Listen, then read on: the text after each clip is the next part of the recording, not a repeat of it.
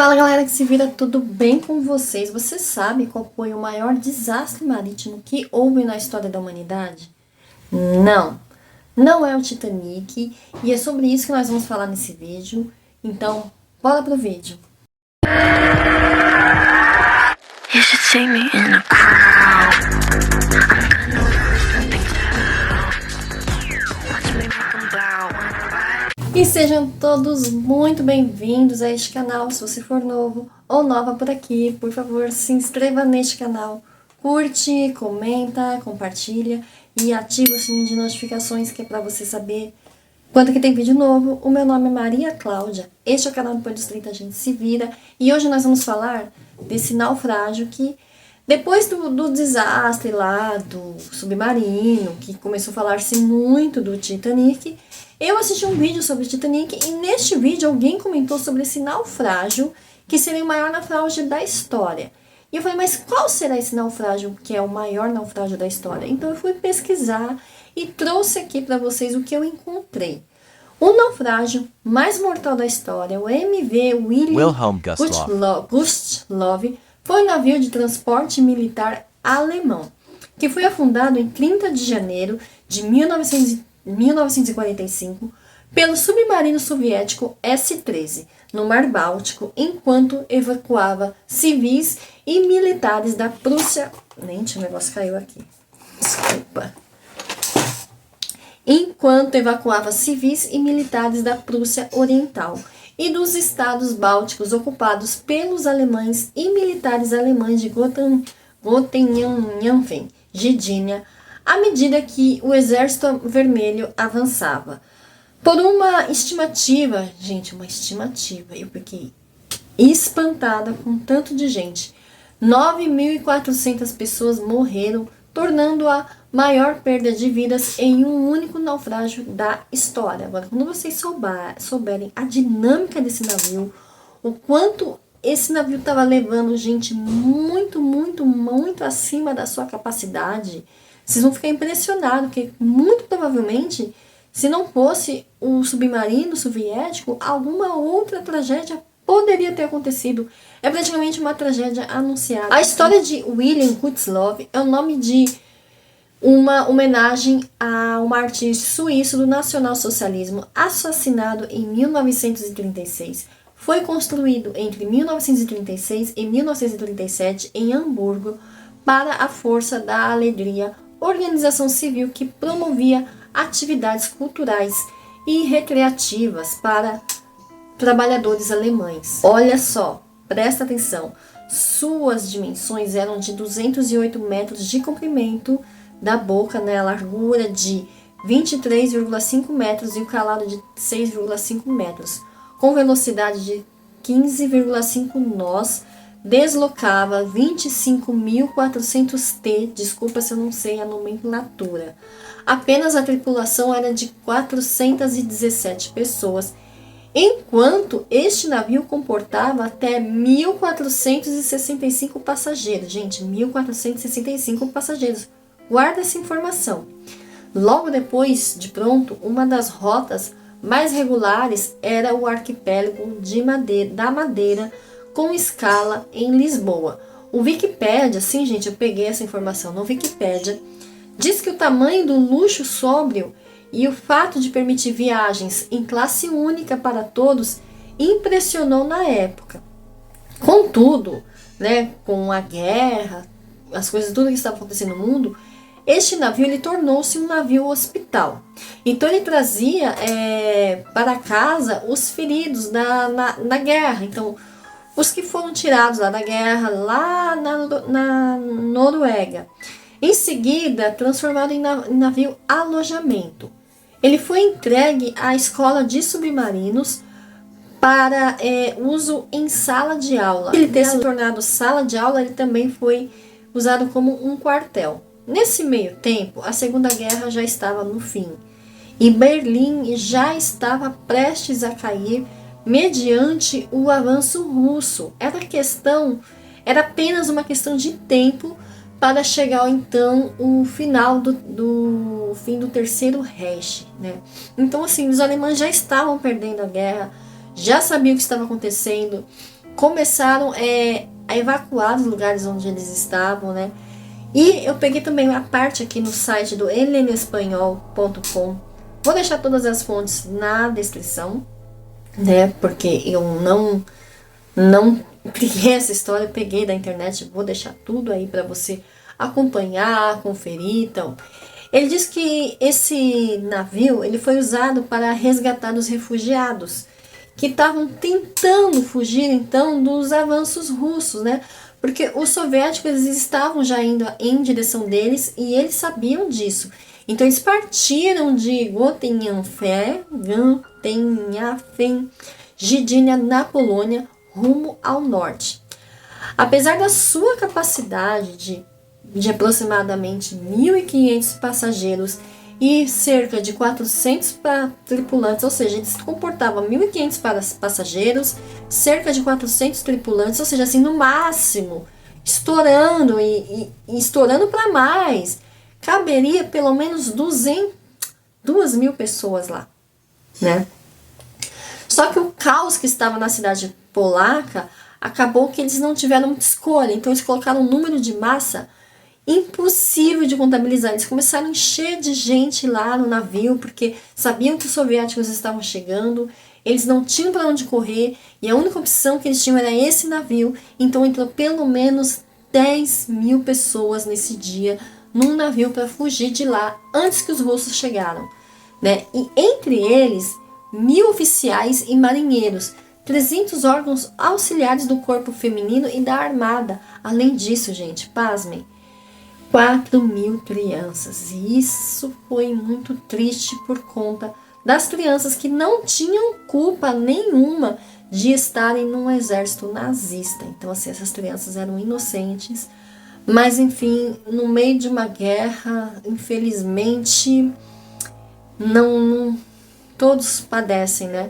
Operação Hannibal. Com o avanço soviético, a população alemã, apavorada entre civis e militares, deslocou-se então para a cidade que, simultaneamente, era o local onde estava o William Kutzloff.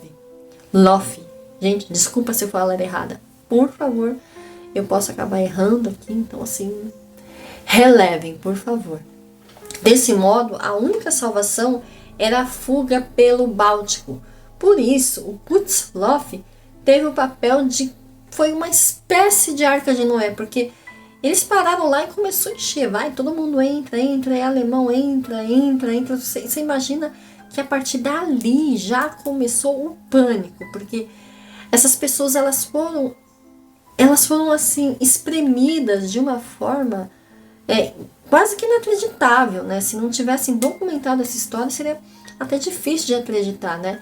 E para o documentário do National Geographic Channel, The Last Voyage of the William Kutzloff, estima-se, segundo esse National Geographic, esse foi sim o maior naufrágio registrado na história da marítima. Dia 30 de janeiro de 1945. A temperatura estava menos 20 graus. 20 graus negativos, 20 graus Celsius negativos. Então você imagina o frio. A noite era muito fria e meio que já estava um clima de tensão no ar, de horror, sabe? Então você imagina que tinha ali 10.000 pessoas espremidas em cantos, em cada cantinho do navio.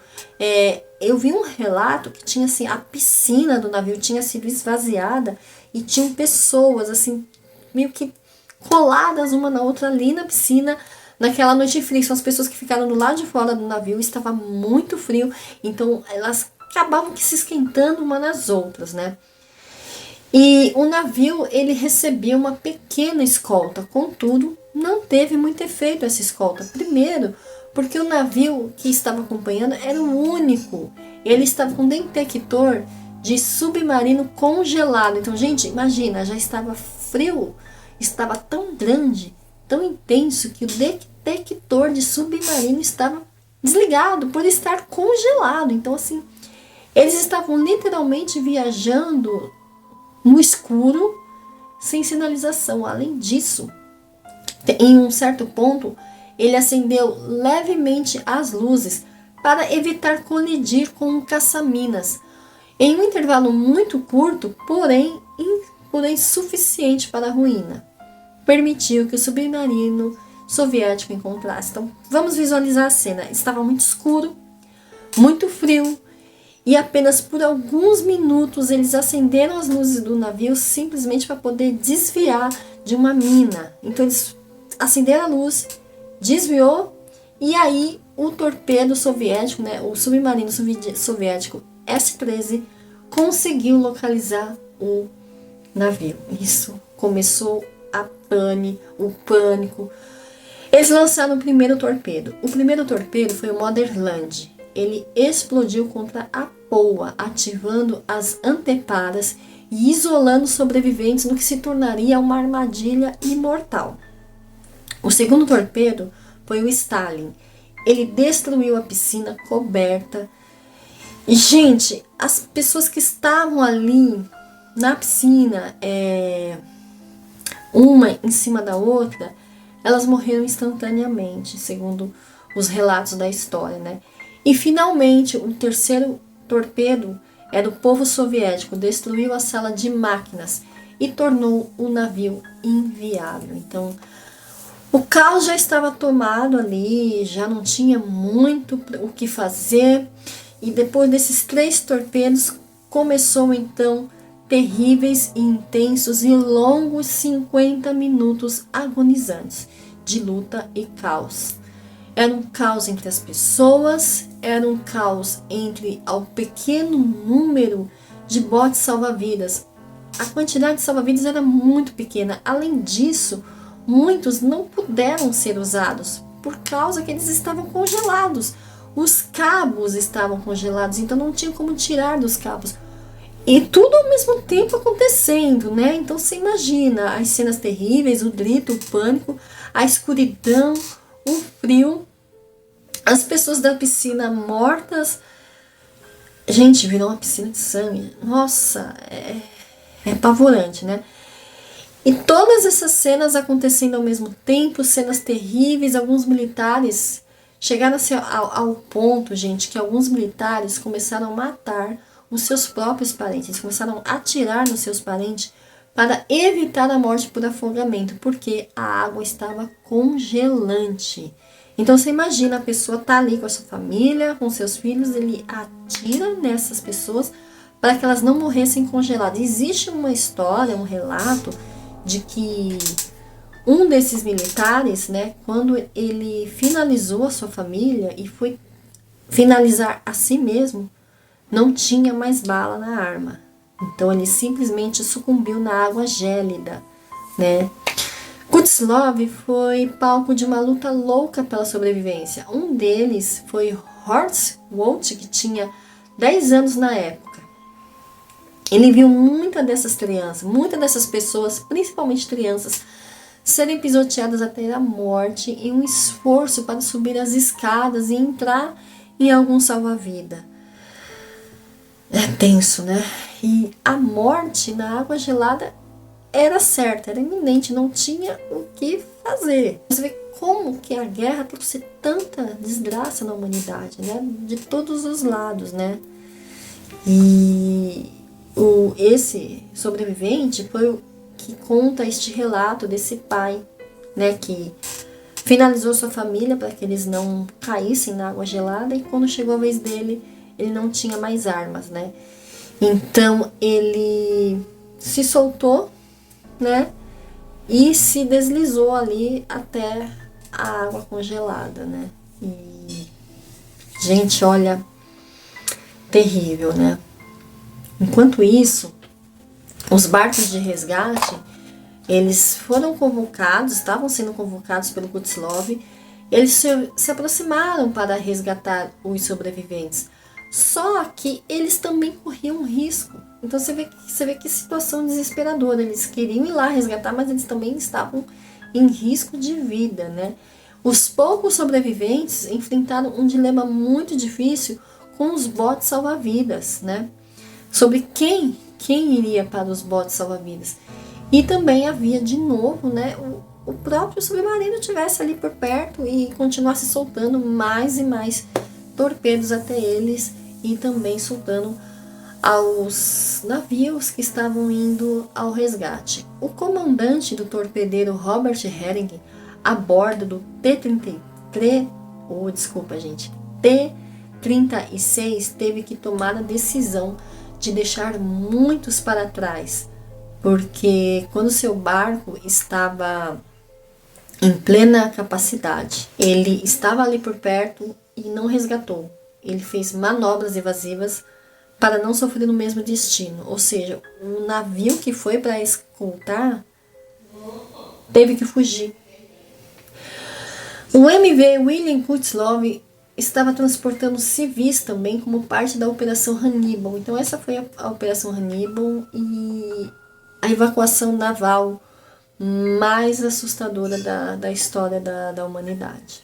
Dentre todos os que estavam ali, que foram vítimas desses torpedos do S-13, havia mulheres, que eram auxiliares navais, juventudes hitleristas, recrutas relutantes, também tinham pessoas que não queriam fazer parte do hitlerismo, e além disso civis, mães e crianças que também não tinham nada a ver, né, com o nazismo, mas eles estavam no meio deles, né. O submarino soviético era um submarino da classe Stalinets da Marinha Soviética. Sua quilha foi colocada pela Krasnoye. Gente, se eu falei errado, perdão, tá? Sua quilha foi colocada pela Krasnoye Sormovo em Gorky em 19 de outubro de 1938. Ele foi lançado em 25 de abril de 1939 e comissionado no dia 31 de julho de 1941. Na frota do Báltico, sob o comando do capitão Pavel, desculpa se eu falar errado, Malantchenko. Então, ele estava sob o comando do capitão Pavel Malantchenko. O submarino é mais conhecido como o afundamento do William Kutzlow em 1945. Um navio de transporte alimentar. Então, assim, esse submarino ficou muito conhecido depois que ele abateu este navio. Ele teve um total de carreira de 44 GRT, que é uma tonelagem bruta que eu não tenho noção, né, de quanto vale, né? Afundado ou danificado. Ela é o submarino soviético com a maior pontuação da história. O S-13 foi descomissionado em 7 de setembro de 1954 e retirado em 17 de dezembro de 1956. Pessoal, diz para mim nos comentários se você já conhecia a história desse submarino, a história deste navio, tá? Não estou aqui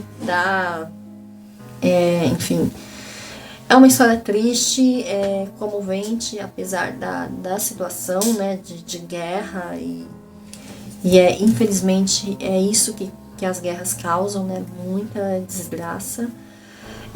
Não há relatos de sobrenaturais, né, eu procurei, assim como no Titanic existem relatos, né, de histórias sobrenaturais, que o capitão tá lá até hoje, né, o capitão Smith foi pra casa dele, tá no espelho.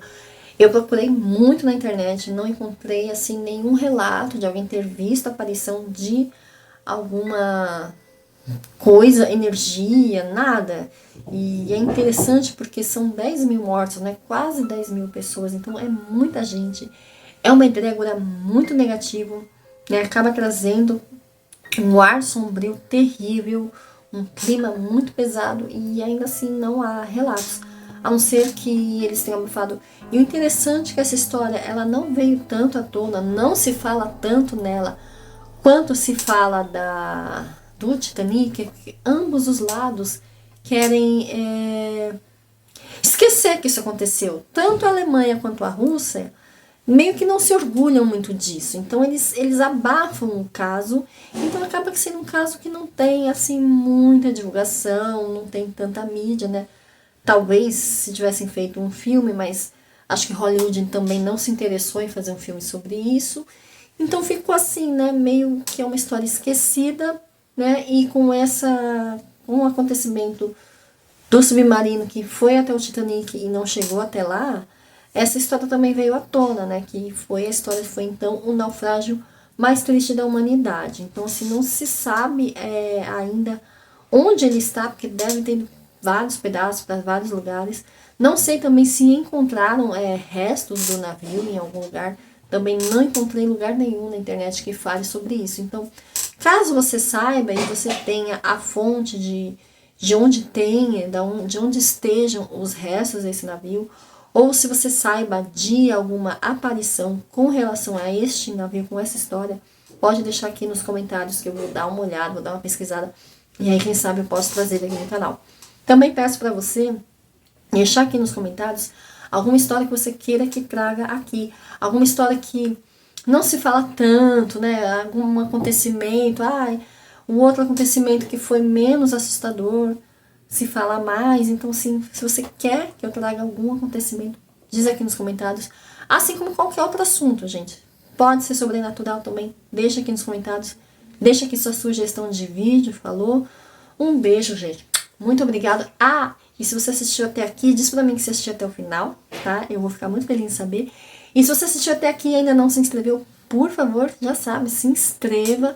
Compartilha com quem gosta desse tipo de assunto e principalmente com quem tem a curiosidade de saber que navio foi esse, né? E é isso, gente. Muito obrigada. Estamos rumo a 10 mil inscritos. Hashtag rumo a 10k. Eu não vejo a hora de chegar a 10 mil inscritos e eu estou muito feliz. E isso é graças a vocês que se inscrevem, que curtem, enfim, que tá aí em todas, né? Então, meu muito obrigada, gente. Um beijo. Até o próximo vídeo. Agora sim. Tchau.